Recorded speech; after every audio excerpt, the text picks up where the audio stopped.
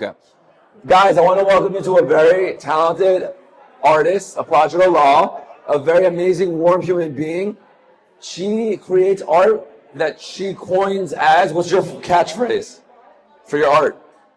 I say that art that brings happiness because that has brought a lot of happiness to me, and that's what I want to pass on to people who are looking at it or taking that home. That's right. To give you a visual of the art that she creates, her art is right next to Joe Stublik's, next to the Bitcoin piece. Those beautiful, are they watercolors, these ones, Aprajita? And guys, if you've never tried watercolors before, it's not an easy medium to be good at. You have to really, really work hard at. Any medium you have to work hard at to be amazing at. But watercolors is not forgiving, because once you put a color down, it just gets darker and darker and darker. Unless you're going to use some sort of white medium to cover it and go over it, it's still not going to be the same after. So her pieces are right over here. She's got a print rack over there. After the panel, feel free to ask her questions and to engage with her art and her artwork. And let's continue the panel as we speak right now. So, Aprajita, what inspired the phrase "art that brings happiness"? It's a beautiful phrase, and I feel like your art really does connect with nature, and it really connects with the soul, and it does bring happiness. So, how did you come up with that catchphrase? And tell us a little bit about your artwork and what inspires it. So, well, I get my inspiration from nature. Something that we take for granted. It is so beautiful, it is so therapeutical, it is magical. And in our fast-paced life that we are all living right now, we just take it for granted. We don't really stop, look, pause, and let that beauty sink in. I'm a nature lover. I grew up in India, in a very small town, so not in a very urban city, I would say. It was a small town surrounded by a lot of beautiful nature.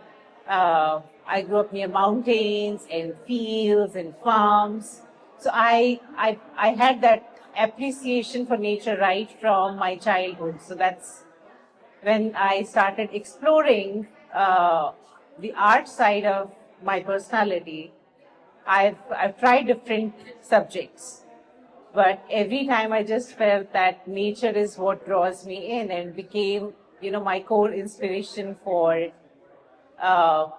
picking up as a professional artist.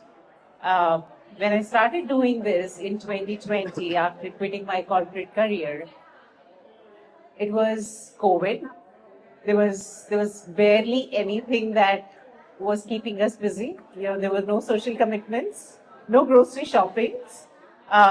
No taking kids to school and picking them up. So all of those, non-value addition points were off the list. And I had a sabbatical from work. And I was new in this country too. And thanks to being in New Jersey or, on the East Coast, that you get to see all the 4 seasons so distinctively. And they are so different from each other. So I started painting them. And I realized that this is what I want to do.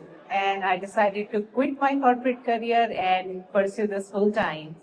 So that's precisely how it all started. And nature has been my subject, my inspiration, my muse ever since. That's wonderful, Aprajita. What a great story. Give her a round of applause for that. So, Aprajita, I want you to pick a piece on the wall that's your favorite or that you have the favorite story for, and dive into that and tell us a little bit about it. Can you do that for me? So if I'll ask you if Michael is your favorite or if it is Julia. Lucia, I got you. I can't pick between Michael and Lucia. They're both cute and I love them so much. So I can't pick a favorite here because I poured in my same heart, soul, and emotions into each one of them. But which one do you think has the most inspiring or cool story that you can share with us about how you got inspired to make it? So this entire collection, the way I picked up or chose these paintings for this show was, I had one of these pieces, the big one that I recently did. So I thought of sticking to the hues of purple and yellow or ochres, because these are 2 complementary colors. And when it comes to watercolors, people who understand watercolors, there's always a chance of letting the two colors mix together when you paint them together. I always start with my wet on wet washes in watercolors. So the challenge was to keep the yellow as yellow and purple as purple. Being they are complementary colors, the moment they mix together, they're going to form some muddy browns. So my first experiment was this painting, See the Light, where there is a boat and it's only these two colors used in this entire painting. The brown that you see in the boat is actually the mix of yellow and purple. So there's no third color in that painting. And that was my first challenge, to paint the two colors together. And then once I did this one, I tried doing another sky with a bigger watercolor sheet, and I absolutely enjoy doing that one.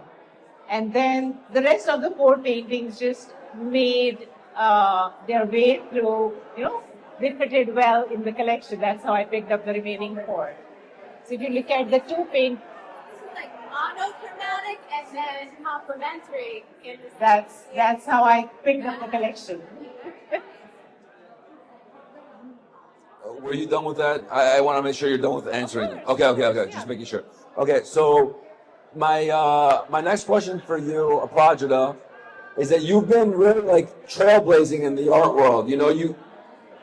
Tell me about your first show, and tell me about what you've done since then.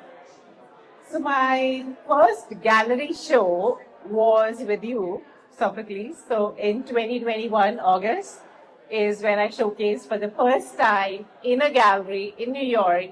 I was showcasing right here, and I think after that I've had over 35 shows in last 4 years. Congratulations. Thank you very much.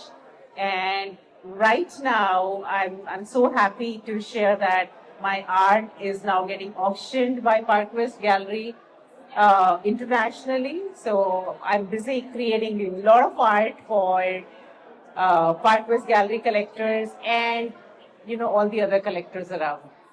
That's awesome, Aprajita. And I wish you much success in your art career, and that you keep selling your art and showing it in all the best places ever. And my final question for you, Aprajita, is, well, actually, I'm going to ask you two more questions. Sorry. How do you balance? Because a lot of artists have to balance a lot of things in their life to actually keep making their art. You're a family woman and a mother. So how do you balance being a mother and making your artwork and continuing to show at the same time? And I'll just focus on that, and then I'll ask you the last question. That's the question I want to ask you right now. So yes, I'm a mother of two teenagers. My younger one's 14 years, my elder one's turning 16 next month. But I think, I just turned 40. It became 2020. I've spent 17 years in the corporate life. So I thought, I'd given enough to the professional world that I was supposed to, or that I was trained into. And when I decided to pursue this full time, it was, I think it's the universe that conspired. My husband has been my biggest support for me to pursue this, and has always been, helping me balance things out in a way that the moment I tell him that I have a show tomorrow, he's like, you don't have to worry about anything. I'm here to take care of everything. Go and focus on that. There were times, so I started with a clean slate. I'll just go a little, little back in time in terms of, my journey here. I did my master's in computer applications. I was in the corporate world. I knew everything about technology, strategy, all of that stuff. But when it comes to art, one, I was new in this country. Two, my LinkedIn was full of only ID people. I knew nobody as an artist, or nobody who is remotely connected to this world. And I just decided to, pick this up as a profession. So I started with a blank slate. the way I, tried learning things was to come to the city, going from gallery to gallery to gallery to understand how this works.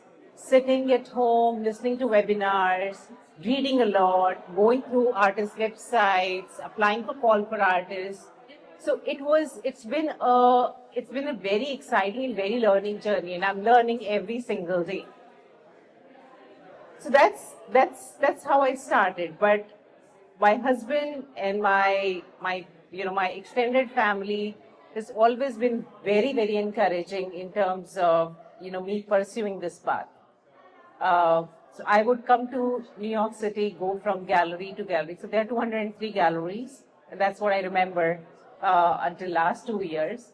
And I would walk with the map of the galleries, go from one to another. I'm like, okay, today I'm going to cover Chelsea, then Soho, Lower East, Upper East. So that's how I used to just try to understand things, how it works. And then I started networking with all the artists that I was able to vibe with or gel with, and we started sharing notes. But as far as balancing home, balancing work, and balancing this, I think it was so much easier when I was in the corporate job because I could switch on and switch off. Right? How long I want to work and when I want to stop. Being an artist is a 200% job, and pursuing this professionally, especially because somebody who has worked for so many years has a little more expectations in terms of what do I want to get from this professionally as well. So I think I've been a little hard on myself at times, not sleeping enough, not cooking enough, not taking care of a lot of things. So there have been, a lot of ups and downs in terms of, am I able to manage everything well? No, I'm not a superwoman. And there are times when I ask for help, I tell that, I have so much to take care of. Can you take care of this? Sometimes I ask for help from friends. Sometimes I ask for help from family. But I've been doing that because, I'm definitely, I'm just one human, and I can only do this much in a day. But I've been prioritizing my art career more than anything else while taking care of everything else. That's awesome. What an awesome answer. Thank you, Aprajita. One more final question, and that will conclude our panel for this evening. What is your biggest piece of advice? You once had been an emerging artist yourself. You said you came from a corporate world and you weren't making art, and now that's all you're doing. You're making your art, and you're like completely gun-ho with your artwork, and that's all you're doing, and you're trying to make your art work. So what's your biggest piece of advice to artists who are just starting out, who want to get out there, want to do big things with their art, and want to form a community and have artists friends and do artsy things and just be surrounded by the arts? So there are a couple of things. One, if you want to pursue this, take it very seriously. It's not a hobby. Unless you want to be a hobbyist. So every artist has their own journey. Every artist has their own expectations from what do they want to achieve from their art journey. There are artists who reach out to me, if you're applying for a show, let me know. That's not how it works, right? You need to know, you need to identify where your art fits. What do you want to do with your art? So have that clarity. It's not one equation that can solve for everybody. So it's very important to understand where do you want to be as an artist. I have successful artist friends who are happily doing commission work, sitting at home and making enough money. There are so many other artists that I know who are happy just reproducing works of the other famous artists. Then there are artists who are happy to sell merch of their arts. And so everybody has their own journey. Everybody wants to achieve something from their art. First of all, that clarity is very, very important. Two, yes, network. Keep your mind open to learn things. And at the same time, keep yourself open to get critique feedback. Because if you don't get feedback, you would not improve. And I feel that if I look at my art, which was 5 years ago, and what I'm doing right now, I feel that I'm improving with every other painting that I'm doing. I'm getting more confident of my style, my brush strokes. And again, the third thing I would say is invest in art. If you're pursuing this professionally, treat this as a business. Treat this as a profession. You will have to invest in showing your works at places. Nobody's going to offer you free wall spaces, or nobody's going to offer you free marketing. So every business needs seed funding. This is a business. Have investment ready and invest it wisely and thoughtfully so that you get in front of more people. I've done a lot of art shows. I've invested thousands of dollars. I burned down my savings, but I don't say burn down. I feel that that's my investment into my art business. And lastly, I would say any wall is better than your studio wall. So show your work wherever possible to get eyes of the people that you know, you don't know. So as many as eyeballs your work catches, that's the exposure that you want. Thank you so much, Mrs. Art Partner!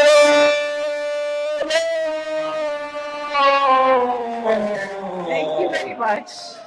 And guys, thank you for being an incredible audience. Those of you that stuck all the way to the end, we appreciate you so